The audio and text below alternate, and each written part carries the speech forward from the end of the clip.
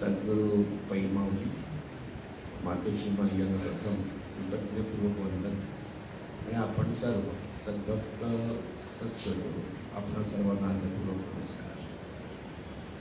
आपण जे चिंतन करीत आलो होतो ती सर्वसाधारणपणे माणसं जी भक्ती करतात आणि शास्त्रपणे सद्गुरूपणे साधना म्हणजे सद्गुरूप्रणित भक्ती म्हणजे एक साधना आहे आणि ती साधना आपण कशी करायची हे आपल्या लक्षात आलं. आता भक्तीमध्ये जेव्हा नवविधा भक्ती म्हणतात म्हणजे 9 प्रकार आहेत असं म्हणण्यापेक्षा 9 दरवाजे आहेत आणि त्या 9 दरवाज्यातून आपण आपल्या इष्टदेवतेपर्यंत पोहोचण्याचा तो मार्ग आहे. म्हणजे एका भक्तीतून दुसरी भक्ती, दुसऱ्या भक्तीतून तिसरी भक्ती असा हा सगळा मार्ग आहे. म्हणजे वेगळं वेगळं केलं तर झालं असं होणार नाही. आणि म्हणून गेल्या वेळेला आपण जे चिंतन करत होतो त्यावेळेला आपण दर्शन भक्ती म्हणतो. आपण सद्गुरूंकडे ज्या वेळेला प्रथम आलं तर पहिलं दर्शन घेतलं की पहिले शेवट केलं?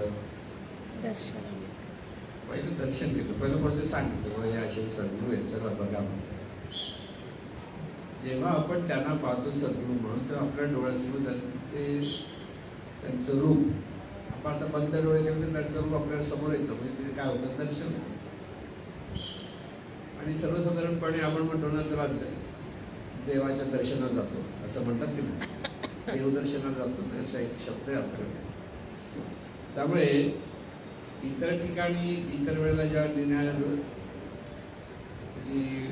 पवित्र स्थान आहे तीर्थयात्रा तीर्थस्थान आहे तिथे आपण देवाच्या दर्शनात जातो असा शब्द आपण. तर सद्गुरूंचं दर्शन म्हणजे देवाचं दर्शन हा जे आपल्याकडे बोध निर्माण होतो आणि तिथे आपण सतत त्यांचं दर्शन घेतो. आजही आपल्या डोळ्यासमोर त्यांचं नाव आलं की आपल्या डोळ्यासमोर त्यांचं दर्शन होतं. आणि त्यामुळे दर्शन भक्ती आणि ही दर्शन भक्ती स्मरण भक्ती. म्हणजे स्मरण भक्ती म्हणजे दर्शन भक्ती वेगळे नाही. कारण त्यांच्या दर्शनातून घेता घेता स्मरण आपलं पक्क होत जातं आणि स्मरणातून आपण सद्गुरूंची भक्ती करावी. म्हणून प्रथम दर्शन आहे आणि दर्शनातून सद्गुरूकडे जाता जाता सद्गुरू जे मार्गदर्शन करायचे किंवा सद्गुरू जे आपल्याला वेगळ्या पद्धतीने उपदेश करायचे बोध द्यायचे ते श्रवण करणं म्हणजे श्रवण भक्ती. सद्गुरू तेच म्हणायचे की श्रवण भक्ती म्हणजे तुम्ही टीव्हीचे चॅनल उघडले आणि ह्याचं ऐकलं त्याचं ऐकलं त्याचं ऐकलं की टोपली कचऱ्याच्या टोपलीचा सगळं आपण कचरा भरतो की नाही तसं कानाची टोपली होत जाते कळत काहीच नाही.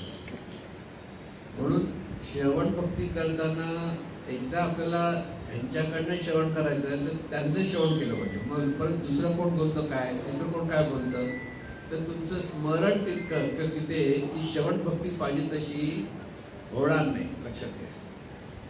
म्हणून तिथे दर्शनातून दर्शन घेता घेता सद्गुरू जे बोध देतात जे मार्गदर्शन करतात ते मार्गदर्शन आत्मसात करणं म्हणजे श्रवण भक्ती. नुसतं ऐकलं आणि नंतर पण विसरलं त्याचा काही उपयोग होणार नाही. कसं असतं सद्गुरू सहज बोलत असतात पण आपल्याला ते बरोबर घेता आलं पाहिजे. कारण बऱ्याच वेळेला आपण भलतेच अर्थ समजत असतो आणि सद्गुरू सांगायचं वेगळा म्हणजे जसा बोध जसा व्हायला पाहिजे तसा बोध होत नाही. म्हणून ही श्रवण भक्ती पुन्हा पुन्हा करावी लागते. नुसतं एकदा केलं असं पण दर्शन आणि श्रवण हे एकमेकावर अवलंबून म्हणजे एकातून दुसरी भक्ती नुसते एक वेगळ्या वेगळ्या भक्ती करत नसेल तर तसं होणार नाही. पण आम्ही फक्त दर्शन भक्ती करतो काही उपयोग होणार नाही. दर्शन घेतलं तर श्रवण नाही केलं तर ज्ञान कसं मिळेल?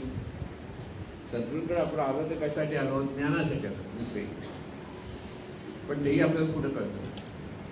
आपण सद्गुरूकडे ज्ञानासाठी गेलो आहे ही आपल्याला पहिलं माहितीच नसतं की आपण लोक सांगतात म्हणून आपण जातो आणि लोक सांगतात आपण जातो असं ज्यावेळेला आपण म्हणतो त्यावेळेला फक्त दर्शन घेतलं की झालं ऐकायची काही गरज नाही, लागून नमस्कार केला की दर्शन घेतलं की झालं, पुष्कळ बरं वाटलं, असं एवढं एक समाधान.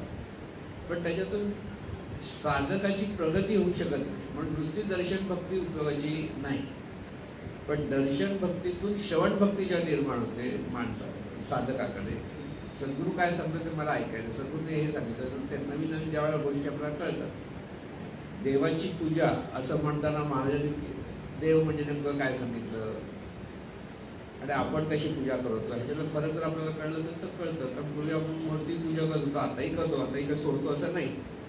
अजून गणपती आला की आपल्याला गणपतीला जावं असं वाटत नाही. कोकणात जातो, कोकणात जातात, इथे जातो, तिथे जातो, तिथे गणपतीची भक्ती करतो. म्हणून गणपती म्हणजे देव नाही असं सांगतो, कळतं भीती वाटते, अरे असं काय म्हणतात. ती मूर्ती म्हणजे देव नाही, तर मूर्तीच्या अंगाने आपण त्या अनंत स्वरूपाचं स्मरण केलं पाहिजे. म्हणून मूर्ती ही प्रतीक आहे. हा मोठा बोध आपल्याला किती किती लोकांना कळतो माहीत नाही, खरं सांगतो, कळतो किती लोकांना. गणेशाची भक्ती म्हणजे, गणपतीची भक्ती म्हणजे जे अनंत चैतन्य स्वरूप आहे त्याला त्या चैतन्य स्वरूपाचं स्मरण करण्यासाठी त्या मूर्तीचं किंवा चित्राचं आपण चित्राकडे ते लक्ष दिलं की आपल्याला ते स्मरण झालं पाहिजे. पण आपल्याला कोणाचं स्मरण होतं? गणपतीच्या रूपाचं स्मरण होतं, म्हणजे दर्शन भक्ती होते. पण सद्गुरूकडे आल्यानंतर सद्गुरू जेव्हा सांगतात की ही पूजा कोणती करायची आहे, मूर्तीकडनं स्फूर्तीकडे वळलं पाहिजे असं तेच नेहमी सांगायचे. म्हणजे मूर्तीला नमस्कार केला पाहिजे, मूर्तीची भक्ती करावी असं करू नये असं नाही. मूर्तीला नमस्कार करा, देवळाला नमस्कार करा, सगळं केलं पाहिजे. ते करताना कसं केलं पाहिजे? तिथे ते चैतन्य स्वरूपाचं स्मरणातून नमस्कार करतात. मूर्ती आणि आपण म्हणून जे आहोत आणि ती मूर्ती, ह्या दोघांमधलं जे अंतर आहे ते कसं आहे?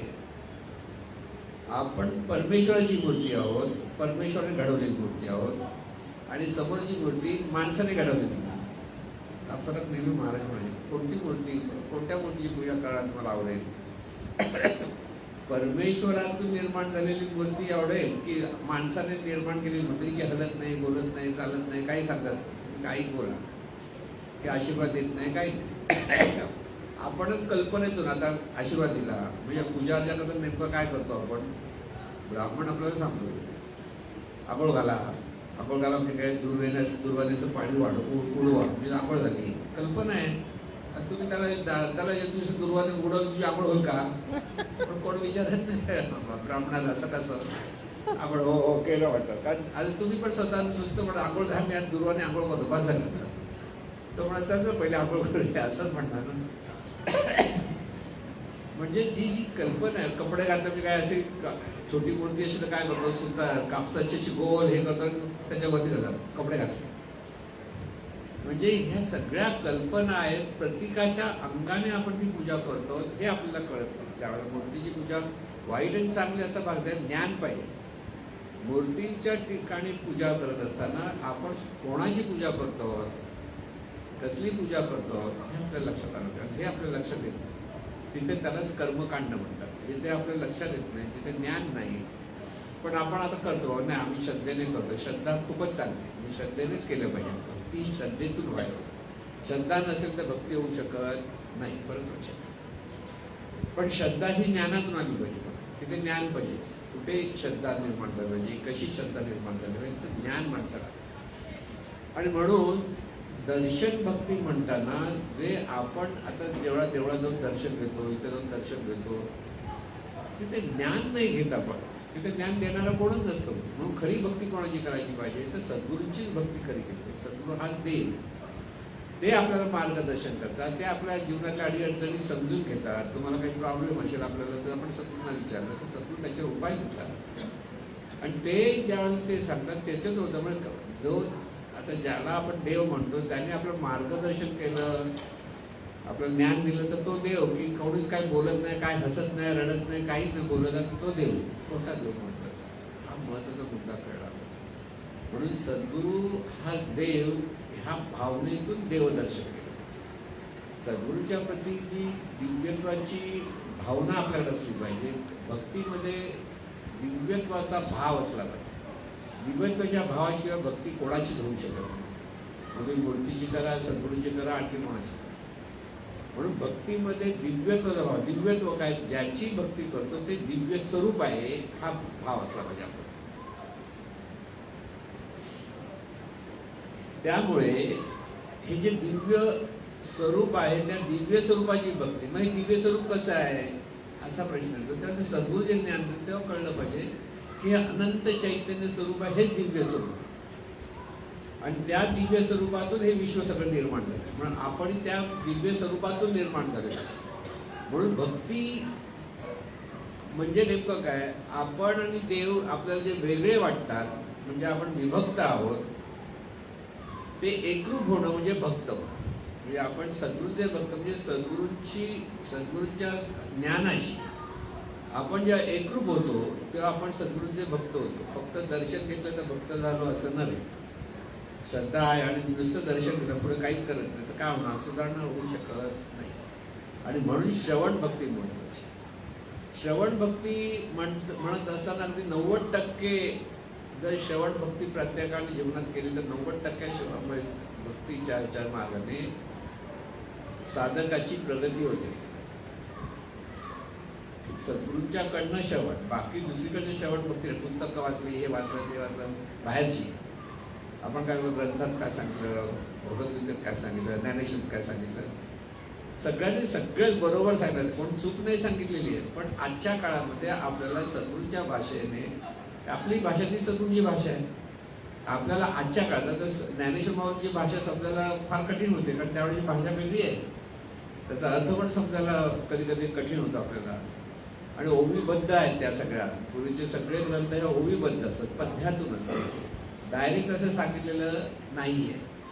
म्हणून आपल्याला समजेल असं जो कोण सांगत असेल तर ते खरं ज्ञान आहे, नाही तर काय कसं ज्ञान होतं. म्हणून श्रवण भक्तीना आपण फक्त सद्गुरूंचं ऐकलं पाहिजे हा नक्की बोध असला प्रत्येकाकडे. एकदा त्याला हे ज्ञान आत्मसात झालं की मग 10 ठिकाणचं ज्ञान ऐकलं तरी काही फरक पडणार नाही. उलट ते पुरं पोषक आहे, कोणती गोष्ट योग्य आहे कोणती गोष्ट अयोग्य आहे हे आपल्याला कळतं. पण जर तुम्ही एकदा सद्गुरूंचं ऐकताय आणि पण दुसऱ्या कोणतरी मूर्ती पूजा किती श्रेष्ठ आहे हे सांगितलं की उपास करणं किती श्रेष्ठ असं सांगणारे लोक आहेत की नाही, आणि सद्गुरूंचा उपास करून देव भेटत नाही, बरोबर ना. आता उपास करून देव भेटत नाही हे जर तुम्ही बाहेर जाऊन सांगा, तिथे ज्यावेळेला सिद्धिविनायकला गर्दी होते, आता ते दर्शन बरोबर की सद्गुरूचं दर्शन बरोबर, स्वतः विचार आपण केला. तिथे जर त्याने सांगितलं की मंगळवारी का फक्त गणपती बसलाय, बाकीच्या दिवशी बसत नाही का, कोणाला ते कळणार नाही, मग हा काही वेडा आहे असं आपल्याला वेडा करतो, ते वेडे नाहीये. आणि म्हणून तिथे हे ज्ञान जोपर्यंत सद्गुरूकडनं होत नाही तोपर्यंत आपल्याला देवाची भक्ती ही आपल्याकडनं सरळ होतच नाही. आणि म्हणून सद्गुरूंची भक्ती आणि सद्गुरूंच्या भक्तीतून सद्गुरूंच्या मुखातून आलेले जे शब्द आहेत, सद्गुरूचे जे ज्ञान आहे ते श्रवण करणं. ते श्रवण करणं म्हणजे ते नुसतं श्रवण होत नाही, त्याचं परत चिंतन केलं की सद्गुरूंनी असं का सांगितलं. म्हणजे नुसतं सांगणं ऐकलं असं पण नाही, सुरुवातीला तर आपल्याला प्रत्येक गोष्टीचा अर्थ व्यवस्थित कळला पाहिजे. इथे ज्या वेळेला मला आठवतं अनेक वर्षापूर्वी आपटे काका म्हणून त्यावेळेला आमच्या चेंबूरला सगळं बघायचं, खूप सगळं. तर त्यांना मला असा एक प्रश्न पडेल, कल्पना भावना आपण म्हणतो ना, कल्पना आहेत, भावना आहेत किंवा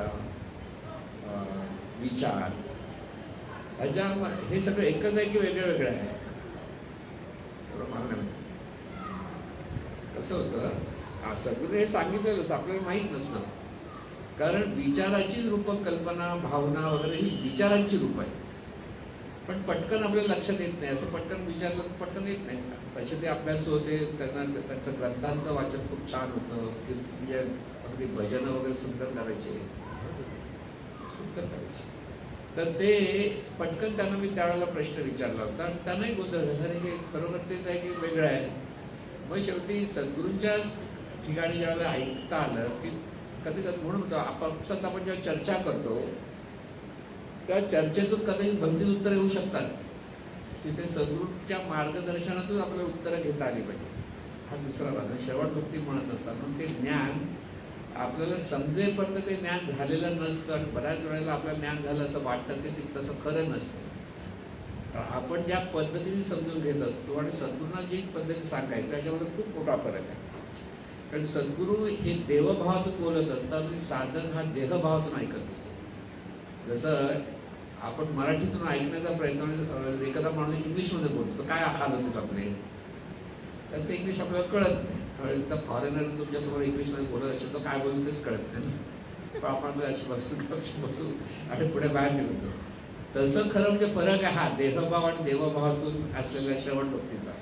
म्हणून साधकाकडे ही श्रवण भक्ती म्हणजे सद्गुरूच्या प्रती असलेला देवत्वाचा भाव आहे आणि देवत्वाच्या भावातून सद्गुरू जे बोलतायत ते ज्ञान अगदी महाराज नेहमी म्हणायचे जीवाचा कान देऊन ऐका असं म्हणायचे किंवा कोऱ्या पाठीने ऐका असं म्हणायचे. कारण आपण ऐकता ऐकता भलतंच काहीतरी विचार करतो, हे असं बोलतोय त्यांनी कसं सांगितलं याच्यावर पहिले ते. ज्या वेळेला मी जीवनविद्येत आलो सद्गुरूंच्या ठिकाणी त्यावेळेला त्याच्या अगोदर मी शिर्डीला जायचो, साई होतो म्हणजे आहे अजूनही आहे नाही असं नाही. पण एकदा सद्गुरू म्हणाले की असे देव धर्माला जो का देव भेटत नाही. मला तर नेहमी देव शिर्डीला जायची सवय होती. शिक्षक होतं ते म्हणजे शिर्डीला जायचं नाही का. विचार कसा असतो आपल्याला, आपण विचार करतो पण आपण जे करतो त्याचा पटकन आपल्याला लक्षात आलं हे वेगळं सांगतात परत. पण नंतर ऐकून ऐकून आपल्याला कळलं त्यांना काय म्हणायचं आहे हा प्रत्येक गोष्टीत. म्हणून म्हटलं ना सद्गुरूंचं ज्ञानाचं श्रवण म्हणजे आजही सद्गुरूंचे जर आपण प्रबोधन ऐकली तर सद्गुरू जे सांगतात ते व्यवस्थित समजून घेता आलं पाहिजे. कधी कधी आपण नुसतं ऐकून अशी गोष्ट आहे एकदा ऐकलेलं म्हणजे आता तसं कोणतंही प्रबोधन तुम्ही ऐकता 20% ऐकता, 100% ऐकत नाही. 20%च आपल्याला कळतं. पण जर चिंतन केलं आणि पुन्हा पुन्हा जर ते ऐकलं तर मग आपल्याला बोध म्हणणार हे इथे सांगितलं, असे पॉईंट सांगितले, इथे पॉईंट असे सांगितलंय, तसं होतं. नाहीतर कुठचंही तुम्ही प्रबोधन कुठेही लेक्चर ऐकलं तर आणि शाळेत जरी मुलं ऐकतात ते 20% ऐकतात, 100% ऐकू शकत नाही. कारण तेवढी प्रगल्भता नसते. आणि म्हणून श्रवण भक्ती ही अशी असली पाहिजे की सद्गुरूचा शब्दाने शब्द आपल्याला तो ज्ञानाच्या अंगाने समजून घेता आला पाहिजे. ज्ञान आहे आणि ही जेव्हा भक्ती असेल तेव्हा त्या दर्शन भक्ती आणि श्रवण भक्तीतून स्मरण भक्ती सुरू होते. परत की सद्गुरूने असं सांगितलं ते सद्गुरूचं स्मरण आलं की सद्गुरूने किती सुंदर सांगितलं. आता साधी गोष्ट आहे खरं म्हणजे आत्मा ब्रह्म हे शब्द आपल्याला कळणारे आहेत का विचार करा. आत्मा आहे म्हणजे कधी गडकरींचं नाटक होतं तो सुधाकर म्हणून त्याचा दारुडा पती होता. त्याचे सगळे मित्रांची एंट्री होती आत्मा अमर आहे सगळे पिऊन आलेले होते. म्हणजे एंट्री आहे त्याची तुम्ही बघितल्याशिवाय मला माहित नाही. गडकरींचं नाटक आहे एकच प्याला. तर त्याच्यामध्ये सगळे तिघं तिघे पियालेली आणि ते काय म्हणतात आत्मा अमर आहे करत म्हणून अशी एंट्री दाखवली. आता आत्मा अमर आहे नेमकं काय अमर आहे कुठं काय कळतं. ब्रह्म आहे. ब्रह्म म्हटलं तर काय कळतं. पण सद्गुरूंनी तिथे आपल्याला समजणारा शब्द दिला तोही कळायला पहिला कठीण. तो म्हणजे जाणीव आहे. जाणीव म्हणजे काय आपल्या ठिकाणी आपण जाणतो ती जाणीव म्हणजे आपण अमर आहोत ही जाणीव अमर आहे असं अर्थ आहे. आपला अर्थ आत्मा म्हणजे तो वरून आकाशातला एकच आत्मा आहे. तो हा आत्मा तो असा आहे तो अमर आहे. बाकी आपला काय त्याचा संबंध नाही. लक्षात घ्या. म्हणजे जीवात्मा शिवात्मा हे सगळे शब्द आपल्या स्वतःच्या आपण जे विचार आचार करतो हे जाणणं जे आपलं चाललं आहे त्या जाणणाऱ्या जाणीवेला आत्मा म्हटलंय. पण आत्मा शब्द आणि जाणीव शब्द कोणाला कळण्याच्या पलीकडे. पण सद्गुरूने आपल्याला सोपं केलं. आत्मा कुठे आहे. अरे मी म्हणणार आहे ना तोच आत्मा आहे. मी म्हणणारं जे तत्व आहे तेच आत्मतत्व आहे. तेच अमर आहे. आत्म्याचं वर्णन करताना आत्मा भिजत नाही, त्याला आग पकडू शकत नाही किंवा त्याला मातीमध्ये पुरता येत नाही असं सगळं वर्णन आहे. तसं जाणीवेला म्हणजे ती जाणीव आहे. जाणीव जळणार नाही तिला भिजणार नाही, त्याला आणखीन काही झिजणार नाही. कारण आत्मा कसा आहे, तर ही जाणीव कशी, ती आत्मा म्हणजे जाणीव. म्हणजे जाणीव म्हणजे आपण परत लक्षात ठेवा, हे आपण म्हणून जे जाणणारे तत्व आहोत ते त्याला कसलीच भीती नाही, त्याला कसलं झिजत नाही, काही नाही, ते सतत तसंच असतं. म्हणून त्याला सत असा शब्द वापरला, कळलं? सत्पद आहे, सतत तसंच असतं, त्याच्यात बदल होत नाही. म्हणून ती जी जाणीव अशुद्ध जाणीव, त्याला आपण म्हणतो शुद्ध जाणीव. आणि ही जी शुद्ध जाणीव आहे तेच आत्मतत्व. आणि त्या आत्मतत्वात ह्या शुद्ध जाणीव आहे ती आज आपल्याकडे अशुद्ध जाणीव, मुळात शुद्ध आहे, ती देहभावातून अशुद्ध झाली. आणि अशुद्ध झाली त्यामुळे आपल्याला आपण कोणाला कळत नाही, आपण देवाचा शोध घेतो. पण खरा शोध कुठे घेतला पाहिजे? आपल्याच ठिकाणी शोध घेतला पाहिजे. शोध कुठे घ्यायचा? जगामध्ये शोध घेऊन देव भेटणार नाही, कुठेही शोधा. कारण अनुभव कुठे आहेत? मी म्हणणाऱ्या जाणीवेला अनुभव कोण जाणू शकतं? मीच जाणू शकतो. मी जाणत आहे, मी पाहत आहे, मी बोलत आहे, मी ऐकत आहे, हे जे सतत आपण सांगतो, हा जे मी म्हणणारं जे तत्व आहे तीच खरी शुद्ध जाणीव आहे, तीच खरी देव आहे. पण आता आपण देव आहे म्हणायचं ते बरोबर की शुद्ध जाणीव देव आहे? बघा, मी सूक्ष्म अंगाने ते सगळं सांगतो तुम्हाला की ही शुद्ध जाणीव देव आहे. ज्या जाणीवेमध्ये दिव्यत्वाचा भाव निर्माण होतो त्या जाणीवेला देव म्हणतात, असं जीवनविद्याचा अर्थ आहे. पण आज आपण आपल्याला स्वतःला देह समजतो आणि देहाच्या अपेक्षेतच जीवन जगतो. त्यामुळे शुद्ध असलेली जाणीव अशुद्ध झाली आणि तीच मनरूपाने वर खाली व्हायला लागली. म्हणून मन चंचल आहे, आत्मा चंचल नाही. दोन्हीमधला फरक समजून घ्या परत. आणि म्हणून त्या देवाचा म्हणजे आपल्याच ठिकाणी असलेल्या दिव्यत्वाचा शोध आपल्याला घ्यायचा असतो, करायचा असतो. जगामध्ये दिव्यत्व आहे त्याचा अनुभव तुम्हाला येऊ शकत नाही जोपर्यंत स्वतःच्या ठिकाणी दिव्यत्वाचा अनुभव घेऊ शकत नाही तोपर्यंत जगामध्ये. म्हणून एका ठिकाणी फक्त आपल्याला स्थिर होता आलं पाहिजे. सद्गुरू हे ज्ञान जे देत आहेत त्या ज्ञानातून आपला जीवभाव जायचा, जो आपल्याकडे देहभाव आहे, जीवभाव, तो जाण्यासाठी ज्या वेळेला ज्या क्षणी तो बाजूला झाला त्यावेळेला सद्गुरूंच्या ठिकाणी असलेला देवभाव आणि आपल्या ठिकाणी असलेला देवभाव एक होतो, तेव्हा ती खरी भक्ती होते. भक्ती म्हणजे तिथे आपण सद्गुरूंच्या ज्ञानाशी एकरूप होतो. म्हणून सद्गुरूंच्या ज्ञानाशी एकरूप होण्यासाठी सद्गुरूंचं दर्शन सतत असलं पाहिजे. कारण हे एका दिवसाचं काम नाही. आता आम्हाला कळलं म्हणजे झालं का? नाही. तुम्ही शुद्ध जाणीव हे जर तुम्हाला झालं तरी तुमच्या मनात कसली शुद्ध जाणीव? वर खाली होतं, जरासं काय झालं की कोण बोललं की रागावतो, चिडतो, सगळं होतं ना. मग शुद्ध जाणीव कशी असते? शुद्ध जाणीव म्हणजे काय? संतुष्टम सततम योगी, सतत समाधानी वृत्ती ज्याच्याकडे आहे ती शुद्ध जाणीव. पण जरा कोणी बोललं की रागावला, कोणी अपमान केला तर रागावला, कोणी जर वेडवाकडं बोललं की दुःखी झाला. या सगळ्या गोष्टीतून जेव्हा आपण वर खाली होतो ते वर खाली कोण होतं? मन. शुद्ध जाणीव वर खाली होत नाही. पण आज ती शुद्ध जाणीव कशी आहे कळत नाही आणि म्हणून त्याचा शोध आपल्याला घ्यायचा असतो. भक्ती म्हणत असताना सद्गुरूंची भक्ती म्हणजे सद्गुरूच्या ठिकाणी जे दिव्यत्व आहे, दिव्यत्व काय? कारण ती शुद्ध जाणीव आणि आपल्याकडे देहभाव का आहे म्हणून आपण अशुद्ध जाणीव. म्हणून आपल्या अशुद्धपणाचा जो अशुद्धपणा आहे आपल्या जाणीवेतला तो जर बाजूला गेला तर आपण सद्गुरू एकरूप होतो ज्ञानातून. परत लक्षात घ्या, हे ज्ञान आहे आणि ज्ञानातून एकरूपता ही महत्वाची गोष्ट आहे. म्हणून सद्गुरूंचं जसं जसं ज्ञान आपण आत्मसात करायला लागतो तसं तसं आपल्याला त्यांचं स्मरण होतं आणि अधिक अधिक स्मरण होतं. म्हणजे सुरुवातीचं नुसतं दर्शन, पण ज्ञानातून दर्शन व्हायला लागलं की ते खरं स्मरण भक्ती होतं. दर्शन भक्तीचं स्मरण भक्तीमध्ये रूपांतर झालं पाहिजे. की कुठेही गेलं की सद्गुरूने असं सांगितलंय, सद्गुरू तसं झालं, हे सतत त्या साधकाच्या मनात येतं आणि त्यामुळे त्याच्यातून त्याची स्मरण भक्ती चालू होते. आणि ह्या स्मरण भक्तीतून जे जे सद्गुरूने सांगितलंय त्याचं आपण आपसात जेव्हा बोलताना सद्गुरूने महत्वाची गोष्ट सांगितली की कसं सांगितलंय असं आपण इतरांना सांगण्याचा प्रयत्न करतो. ते ज्ञान सगळ्यांची देण्याचा प्रयत्न करून त्याला म्हणतात कीर्तन भक्ती. कीर्तन म्हणजे तंबोरावर उभे राहिले की कीर्तन झालं नाही.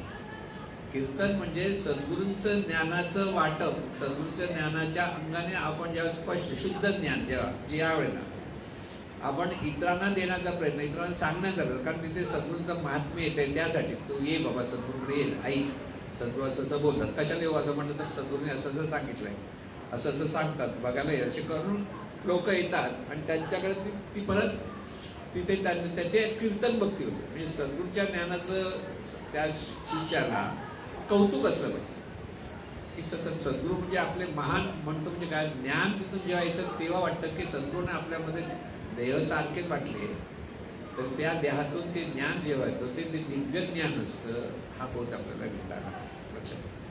म्हणून श्रवण भक्तीतून पहिलं दर्शन, दर्शनातून श्रवण, श्रवणातून स्मरण, हे तिन्ही दर्शन एकाच, म्हणजे भक्ती ही एकच आहे, वेगळी नाही आहे. म्हणजे एक कमी असेल तर दुसरी होणार नाही, एकातून दुसरी, दुसरीतून तिसरी, असं जे आपल्याकडे परिवर्तन होतं भक्तीचं.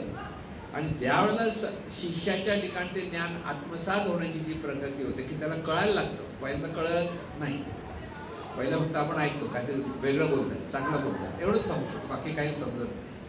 पण जिथं जसं जसं ज्ञान कळायला लागतं तसं तसं त्या ज्ञानाच्या गोष्टी आपण इतरांना सांगायला लागलो तर ते कीर्तन भक्ती. म्हणजे श्रवण भक्ती, स्मरण भक्ती आणि कीर्तन. आपण दर्शन भक्ती, श्रवण भक्ती, स्मरण भक्ती असं, कारण सुरुवात कशी होते आपली ती सांगितली. आता ही कीर्तन भक्तीतून जितकं सद्गुरूंबद्दल आपल्याला प्रेम निर्माण होतं, की किती सुंदर सांगितलं आहे की सद्गुरूंचं सतत स्मरण व्हायला लागतं, तेव्हा आपल्याकडे त्यांच्या प्रती शरणागती निर्माण होते. की सद्गुरूंच्या समोर जायला गेलं की आपण जरा सरळ बसतो ना, बाहेर काय पण गेलं पण सद्गुरूंच्या जवळ आलं की आपण शांत बसतो, गपचूप बसतो, काय बोलतात ते ऐकतो, असं जे वाटतं. तर तेव्हा जी असते ती वंदन भक्ती असते. वंदन भक्तीच्या वेळेला आपला अहंकार आपण कमी करतो, जात नाही, अहंकार असतो पण लपवतो सद्गुरूंच्या समोर. मला आठवतं एकदा आपल्या इथे कार्यक्रम होता आपला, असाच ज्ञानेश्वरी महोत्सव, असा ज्ञानेश्वरी महोत्सव.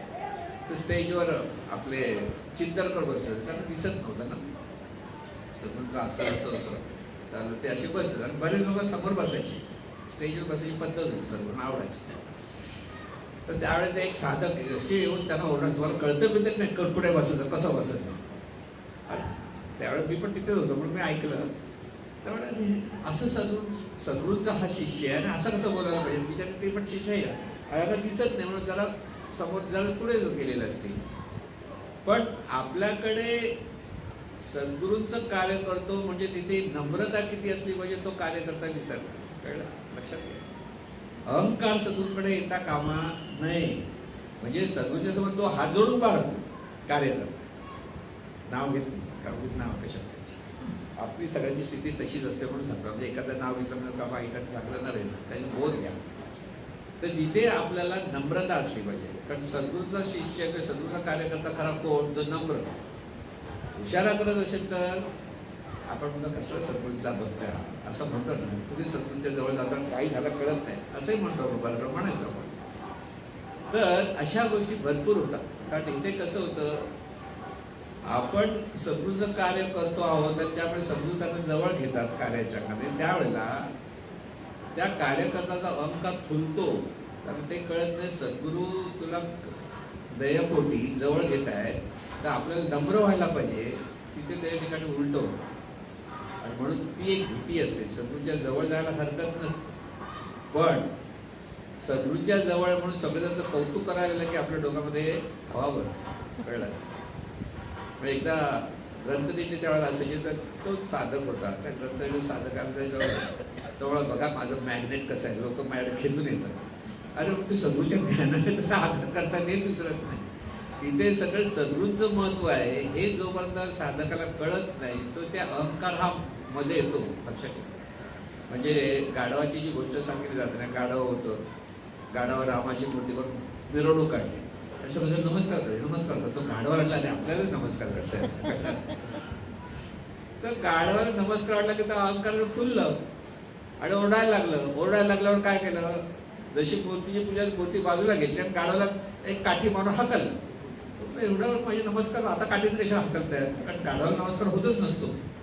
कार्यकर्त्यांना जेव्हा हा नमस्कार होत असतो तो सद्गुरूचा नमस्कार कार्यकर्त्यांना असतो. हे कार्यकर्त्यांनी मनात घट्ट धरलं तर अहंकार होतो.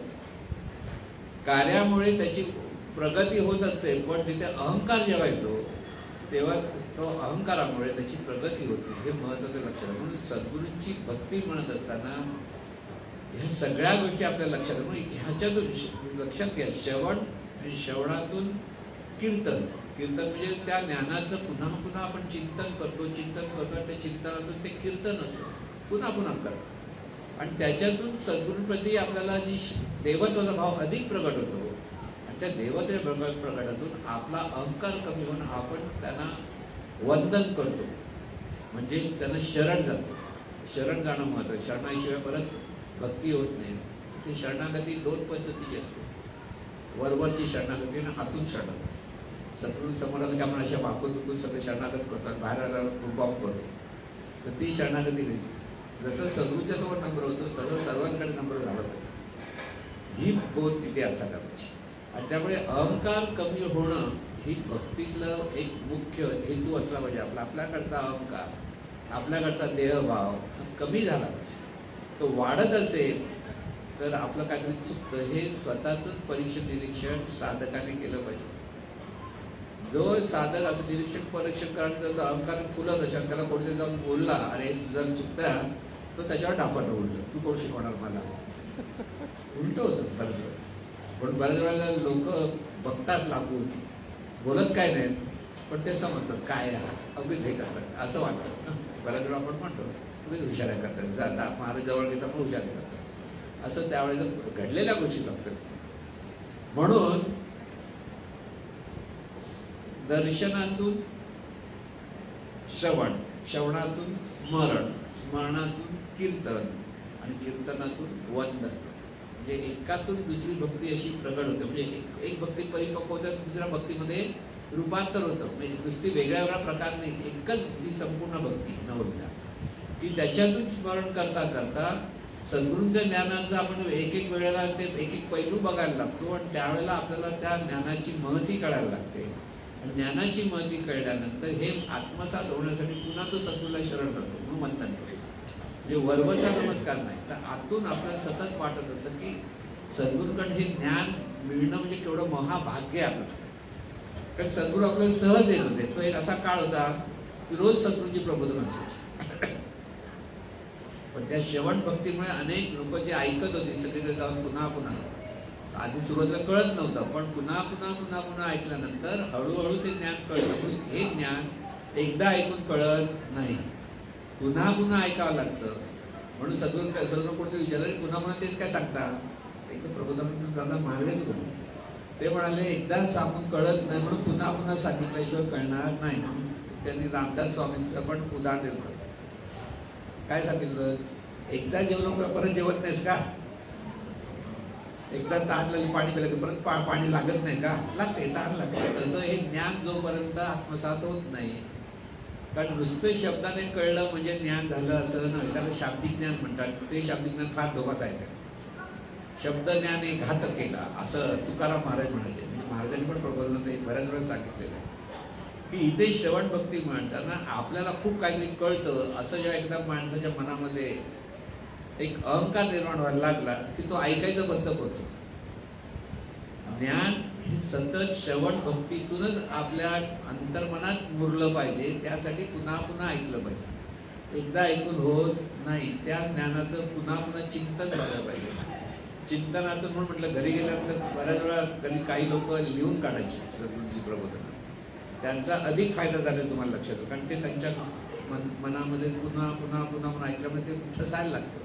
आणि ते अंतर्मन उरलं की त्याचे ज्ञानाचं प्रगटीकरण होतं. आणि म्हणून शाब्दिक ज्ञान आणि आत्मिक ज्ञान अशा दोन पद्धतीने श्रवण भक्तीतून बऱ्याच लोकांचा फायदा. काही लोकांना वरवरच्या गोष्टी करतात, मग शब्द कळतात, पण आचरणात येत नाही तर ते ज्ञान नव्हे. जे ज्ञान आचरणात येतं त्याला ज्ञान झालं म्हणून म्हणायचं. ज्याच्या आचरण वेगळं आहे, सद्गुरू सांगता एक आणि हा भलतच करतोय, तर त्याच्यावर ते ज्ञान झालेलं नाही, हा त्याचा अर्थ. म्हणून श्रवण भक्तीला खूप महत्व आहे. सगळ्या भक्ती म्हणजे एक एक भक्ती म्हणजे कसं आहे, श्रवण भक्तीतूनच तुम्हाला कीर्तन भक्ती निर्माण होते, कीर्तन भक्तीतून शरणागती निर्माण होते, म्हणजे तिथे आपण सद्गुरूंना शरण जातो म्हणजे वंदन.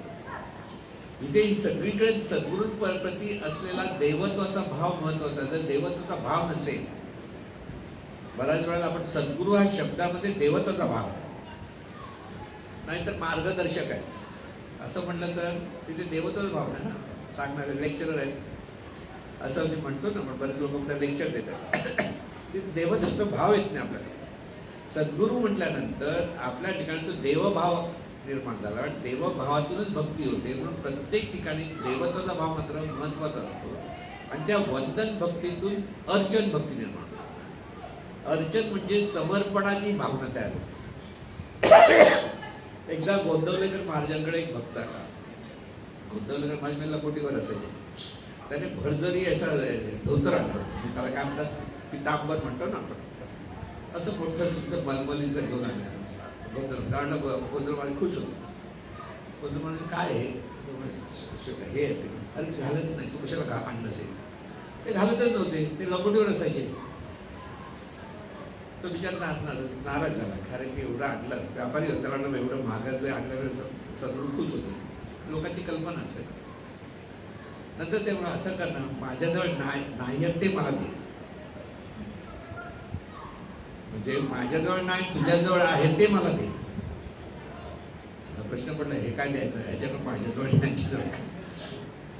मग त्याने त्यांच्या जे जुने भक्त होते त्यांच्याजवळ तुम्ही काय म्हणतात असे, पण तुझ्याजवळ काय माहिती आहे तुला, नाही तुझ्यावर अहंकार आहे, त्याच्याकडे अहंकार नाही तो दे. म्हणजे अहंकार देणं त्याला म्हणतात समर्पण भक्ती, अर्चन भक्ती. म्हणजे आपला अहंकार, आपला मीपणा सद्गुरूच्या चरणी वाहणं त्याला म्हणतात समर्पण. म्हणून मानस पूजा एका बाजूने दृश्य जगताच्या सद्गुरूंच्या प्रती स्मरण करण्यासाठी अतिशय उपयुक्त आहे.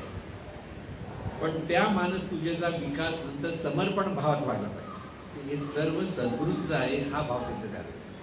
माझं म्हणून काहीच नाही, जे आहे ते सद्गुरू म्हणजे ह्या दिव्य स्वरूपाचं आहे. दोन गोष्टी लक्षात ठेवा. एकदा ही समर्पण भक्ती, श्रवण, वंदन, कीर्तन, वंदन आणि वंदनातून अर्चन भक्ती होते, तेव्हा खरी साधकांचं ज्ञान साधकाला थोडं थोडं आत्मसात व्हायला लागला हा त्याचा अर्थ असतो. जोपर्यंत हे ज्ञान आत्मसात होत नाही तोपर्यंत आपण सद्गुरूंना समर्पित होऊ शकत नाही. म्हणून वरवर मी शरण झालो, साष्टांग नमस्कार केला म्हणजे श्रवण समर्पण भाव नाही. समर्पण म्हणजे माझं मी आणि माझेपणच आपण सद्गुरूंच्या प्रती वाहता आलं पाहिजे. हे जे मी माझं पण आहे ह्याच्यातून आपण सद्गुरू आणि आपण ह्याच्यामध्ये वेगळेपण आलेलं असतं आणि त्यालाच आपण अहंकार म्हणजे माझं आहे माझं आहे माझं आहे माझं आहे सगळं बऱ्याच वेळा आपण ओरडत असतो ना. महाराज म्हणते म्याव म्याव म्याव म्याव करतो दिवसभर, असं महाराज विनोदाने म्हणायचे. आपण पण हसायचो, कारण आपण तेच करतो ते आपण हसायचो, आपण आपल्याला हसायचं, हे आपल्याला कळत नव्हतं. शक्य आहे कदा म्हणत जगी हा वेड्यांचा पसारा असं महाराज आपण हसत हो आता वेडे हसतायत, अरे हे ऐकत सांगतायत. म्हणजे सद्गुरू कशी आपली गंमत करायची आपल्याला ते कळत नव्हतं. पण एकदा आपल्याला कळायला लागलं की तिथे आपण मनापासून सद्गुरूंना समर्पित होतो. लक्षात ठेवा, समर्पित म्हणजे काय, जे माझं पण आहे ते सर्व तुझं होतं. आपण जी वरद प्रार्थना म्हणतो ते नाही म्हणत, पण शर्मांची वगैरे म्हणतो त्याच्यामध्ये मी माझे मावळ तू तुझे उगवा, मी तू पडा जगन्नाथा हो एकची तत्व. ही तिसरी पाहिजे. आधी जे माझं माझं ते तुझं आहे, तिथे मी येतं ते तुझ आहे, तुझ्यामुळे होतं तुझ्यामुळे होतं तुझ्यामुळे होतं, हा जो भाव आहे तो समर्पण भाव. पण अशी एक त्या चिंतनातून अशी एक मनाची अवस्था येते की तू पण नाही मी पण नाही, एकच आहे. एकच आहे म्हणजे आहे ते सगळं सद्गुरूंचंच आहे आणि सद्गुरूच आहे. तिथे माझं माझं काहीच येत नाही. अशी पण त्या भक्तीचं रूपांतर भक्तीचं रूपांतर कुठपर्यंत गेलं पाहिजे ते सांगतोय. नुसती वरवरची भक्ती उपयोगाची नाही. आपल्या मनामध्ये सद्गुरूंप्रती जी समर्पणाची भावना जोपर्यंत निर्माण होत नाही की जे आहे ते सद्गुरूंचं, आणि म्हणून तिथे खरा सद्गुरू भेटावा लागतो. एकदा जर तुम्ही असे म्हणले सद्गुरू तुमचं आहे तर सद्गुरू म्हणते चेकबुक घेऊन ये. म्हणून खरा सद्गुरू भेटावा लागतो. तिथे जर नावाचा सद्गुरू असेल तर तो काय करेल? लुटतो. म्हणजे बऱ्याच वेळा काही ठिकाणी आपण बघतो ना, परमार्थात लोक फसली जातात परमार्थाच्या नावाने. का? तिथे खरे सद्गुरू नसतात म्हणून सद्गुरू हा निरपेक्षच असावा लागतो. तुमच्याकडनं त्याला कसलीच अपेक्षा नसली पाहिजे. तो फक्त ज्ञान देतो आणि तुम्ही ज्ञान द्यावं हीच अपेक्षा, त्याच्या पुढे अपेक्षा नसते. पैसा देऊन किंवा हे करून जर आपण ज्ञान मिळवलं असतं तर खूप स्वस्त झालं असतं ज्ञान. पण तसं नाही. जिवंत माणसाला ज्ञानी झाले असते, विकत घेतलं असतं ज्ञान. इथे समर्पण व्हावं लागतं. जे माझं पण आहे तेच आपल्याला सद्गुरूप्रती व्हावं लागतं. आणि तेव्हा जेव्हा होतं त्यावेळेला ते जे आहे ती अर्चन भक्ती म्हणजे समर्पणाची भक्ती. आता हे जे समर्पण होतं त्याच्यातून दास्य भाव निर्माण होतो. बघा काय सांगतोय लक्षात घ्या. जितकं सद्गुरूंच्या जवळ ज्ञानातून आपण जायला लागतो तेव्हा सद्गुरूचा मी दास आहे ही नम्रतेची भावना आहे. सहजपणे आपल्याला वाटतं की सगळं सद्गुरूचं आतून वाटतं, सांगायची गरज नाही. म्हणून सगळं सद्गुरूचं असं त्याचे मोठ्याने बोलतात ते खरे नसतात, ते नुसतं प्रदर्शन असतं. आतून त्याला वाटलं पाहिजे ना, आतून त्याच्याकडे तो भाव असला, आतून त्याचं सगळं वागणं तसं असलं पाहिजे, आतून त्याला वाटलं पाहिजे आहे ते सगळं सद्गुरूच आहे, आपलं कुठे आहे. हे जेव्हा त्याला खरोखर असं वाटतं तेव्हा त्याचं माझे पण केलेलं असतं आणि त्याच्यातून समर्पण भावातून त्याच्याकडे दास्य भाव निर्माण होतो. म्हणून इथे सद्गुरूंच्या चरणीच आपली जागा आहे हे प्रत्येक साधकाने लक्षात ठेवलं की सद्गुरू आणि आपण किती तुम्हाला ज्ञान झालं तरी सद्गुरूच्या समोर म्हणजे आई आणि मूल केवढंही मोठं झालं तर ती आई आईच असते आणि मूल मूलच असतं. तसं सद्गुरू सद्गुरूच असतात आणि साधकाला जरी किती ज्ञान झालं असेल त्याची कधी प्रगती झाली तरी तो सद्गुरूच्या समोर हात जोडून उभा राहणार आणि मनाने हात जोडेल. खरं हात जोडून उभं राहिलं तर ज्ञानेश्वर माऊली दरवेळेला सद्गुरूचं का वर्णन करायचे? त्यांचं ज्ञान झालं होतं पण त्या ज्ञानातून ते स्वतःच्या ठिकाणी असलेला अहंकार घालवत बसायचे. अहंकार म्हणजे महाराज म्हणायचे की टोपलीमध्ये जर साप असतो ना तर टोपली फटका मारा फुस करतो. तसा अहंकार गेला गेला म्हटलं तरी तो जात नाही. त्याला ह्या भक्तीतून हा अहंकार कमी करायचा. ह्या सगळ्या भक्ती आपण जे सांगतो आहोत त्याच्यातून आपला अहंकार गेला पाहिजे. जोपर्यंत अहंकार जात नाही तोपर्यंत दिव्यत्वाची अनुभूती येऊ शकत नाही. आणि म्हणून अर्चन भक्तीतून दास्य भक्ती आणि दास्य भक्तीतून सख्य भक्ती निर्माण. मग सद्गुरू आपला सखा हा बोध तिथे निर्माण होतो. म्हणजे येता जाता सद्गुरूचं स्मरण, येता जाता सद्गुरूंच्या संबंध कसा म्हणजे बोलता कसा आहे, वागता कसा आहे, सांगता कसं आहे, त्याचं जे कार्य आहे हे आहे. ह्याच्यातून जे सख्य भक्ती होती म्हणजे कृष्ण आणि अर्जुनमध्ये सख्य भक्ती होती. सख्य भक्ती होती म्हणजे त्यावेळेला सुद्धा तो अर्जुनाला तो मित्रच वाटायचा. पण ज्यावेळेला भगवद्गीतेचं ज्ञान ऐकलं, ज्यावेळेला अर्जुन घाबरला युद्ध करताना, दुःखी झाला आणि ज्यावेळेला कृष्ण हसत हसत सांगायला लागला तेव्हा त्यांनी लक्षात आलं की कृष्ण हा मित्र नाही तो माझा गुरु आहे आणि म्हणून मी तुझा शिष्य आहे, तू सांग मी ऐकतो. असं त्यावेळेला तिथून सुरुवात झाली गीतेला, भगवद्गीतेला. म्हणून तिथे आपण सद्गुरूचे शिष्य आहोत ही शिष्याने कधीच भूमिका सोडता कामा नाही. तिथे त्यांनी सख्यत्व निर्माण केलं पाहिजे की तुझ्या अगदी नारायण माऊली आणि कृष्णानंद स्वामींचं जर वर्णन केलं तर नारायण माऊली सकाळी उठल्यापासून रात्री झोपेपर्यंत कृष्णानंद स्वामीची भक्तीच करायची, म्हणजे सतत सेवा करायची. सकाळी उठलं की त्यांना आंघोळ घालायचे, देवाची तिथे पूजा करायची, पण देवाचं चंदन उगाळून ठेवायचे. चंदन उगाळल्यानंतर चंदनाचं बोट लावलं ते सद्गुरूचं बोट धरायचे आणि मग देवाच्या मूर्तीला लावायचं. म्हणजे हे स्वतः करायचं, सद्गुरू पूजा हेच करायची असं म्हणतात. ती जी सख्य भक्ती असते कारण तेवढा अधिकार येतो त्याच्याकडे. त्या समर्पण भावातून दास्य भावातून सद्गुरू त्या साधकाला अधिक जवळ करतात आणि त्यामुळे तिथे ती सख्य भक्ती, कारण तिथे भक्ताची तिथे प्रगती होत असते त्याच्याशी सख्य भक्ती होती.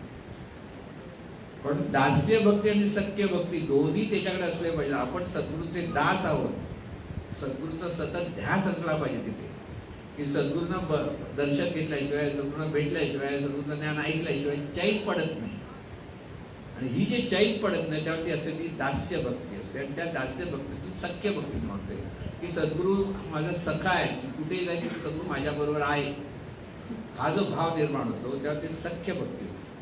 म्हणून दास्य भक्ती सख्य भक्तीतून परत पादसेवक भक्ती होते. म्हणजे तिथे सद्गुरूंची सेवा करायला लागतात. मग ती शरीराच्या अपेक्षा त्याला जे योग्य आहे त्या ते करायचा प्रयत्न करतात काही. ते सद्गुरूंचं मन प्रसन्न होण्यासाठी जे करायचं त्याला पादसेवा भक्ती म्हणतो आपण.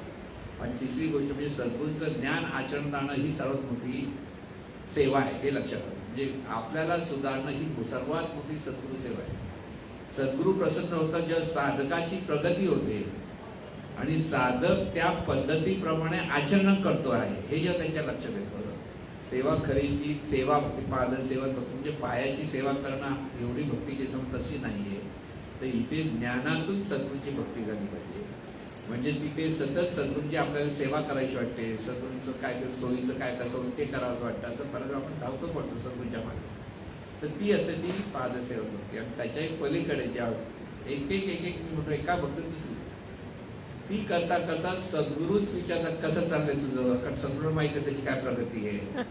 तो काय म्हणतो ते ऐकायचं. मग तो काय सांगतो आणि सद्गुरू काय सांगतो. हे दोघांमध्ये जेव्हा चर्चा होते तेव्हा त्याला म्हणतात आत्मनिवेदन भक्ती. म्हणजे ही उच्चतम अवस्था. म्हणजे हे फुलत फुलत फुलत शेवटी सद्गुरू आणि दास्य सख्य आणि त्याच्यातून जी आत्मनिवेदन भक्ती निर्माण होते. ते आत्मनिवेदन म्हणजे शिष्य आपल्या मनातल्या ज्या ज्या कळल्या त्या गोष्टी सद्गुरूंना सांगायला लागतो. आणि त्या सांगण्यातून ते दोघं त्या प्रेमानंदातून एकरूप होऊन राहतात. आणि तेव्हा ती असं ते आत्मनिवेदन. म्हणून देहभावाचं रूपांतर तिथे देवभावात होतं. आणि तिथे शिष्य म्हणजे देहभावात उरत नाही तर तो सद्गुरूंचा सखा होतो. सद्गुरूंशी एकरूप होऊन जातो. आणि सद्गुरूंवर तो नितांत प्रेम करत असतो. आणि त्या प्रेमातून सगळं त्याचं जीवन जगायला लागतो. आणि त्याच वेळेला खऱ्या अर्थाने खरी भक्ती आपल्याकडे झाली. आपल्याला भक्ती करायची असते ती अशी करायची. फक्त सकाळी सकाळी पूजा केली करतो ना आपल्याला शिकायला दिवा लावला अगरबत्ती लावली. महाराज नेहमी म्हणायचे कसे आहे त्या भक्ती करतात काय काय लोक. भरपूर मूर्त्या असतात त्या मूर्त्यांना आंघोळ कशी घालणार.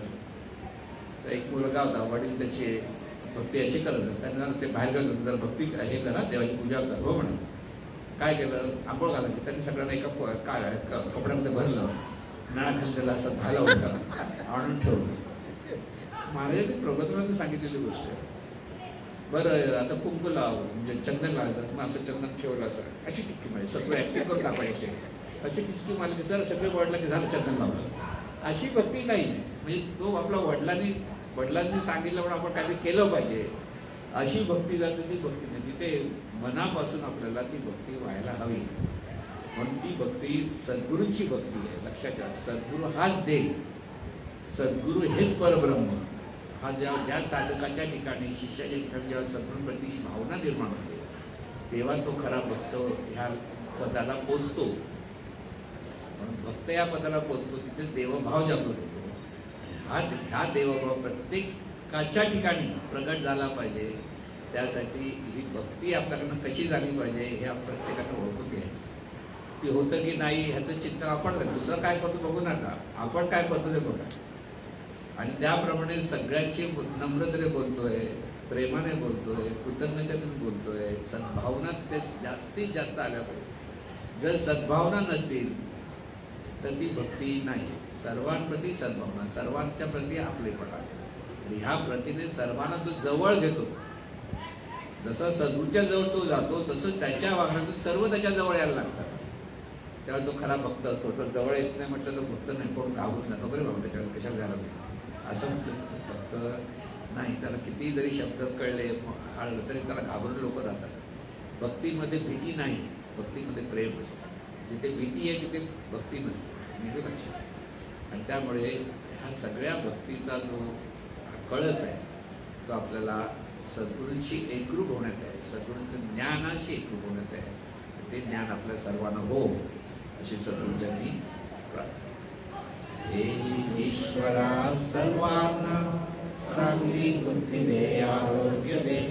सर्वांना सुखात आनंदात ऐश्वर्यात दे. सर्वांचं भलं कर, कल्याण कर, रक्षण कर. आणि तुझे गोड नाम मुखात खंड राहू दे. सद्गुरुनाथ महाराज की जय.